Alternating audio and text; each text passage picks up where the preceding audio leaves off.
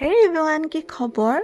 আজি বলক এটা এনেকুৱা জেগালৈ লৈ যাওঁ যোনটো নেকি আছে শ্বিলঙৰ ফালে, মানে শ্বিলং নোপোৱাৰ আগত নাংমিহিৰ বুলি কয়। আৰু মোক লৈ আহিছিলে আজি মানে সোণাপুৰৰ ফালে ফুৰাবলৈ, কিন্তু সোণাপুৰততো গৈয়ে থাকোঁ। চ' এই জেগাটো আকৌ মই ভিডিঅ'ত দেখিছিলোঁ, মানে মোৰ হাজবেণ্ড আগতে ফ্ৰেণ্ডৰ লগত গৈছিলে। চ' ভাবিলোঁ ক'তনো আছে, ময়োচোন এবাৰ গৈ চাওঁ, লৈ যোৱা বুলি কোৱাত লৈ আহিলে। কিন্তু ইমানেই বেছি ভিতৰৰ ৰাস্তাৰ মাজে, এখন গাঁৱৰ মাজে মাজে আহিব লাগে, চুনচান ৰাস্তা একেবাৰে। আৰু এখন গাড়ী ক্ৰছ কৰিলে এখনৰ কাৰণে প্ৰব্লেম হয়, আৰু এটা কাপল আহিবলৈ অকণমান প্ৰব্লেম হয়। লগত যদি আৰু ফ্ৰেণ্ড আহে তেতিয়া অলপ ভাল লাগে, আৰু মানে ৰাতি হৈ গ'লে অকণমান ভয় এটা লাগে।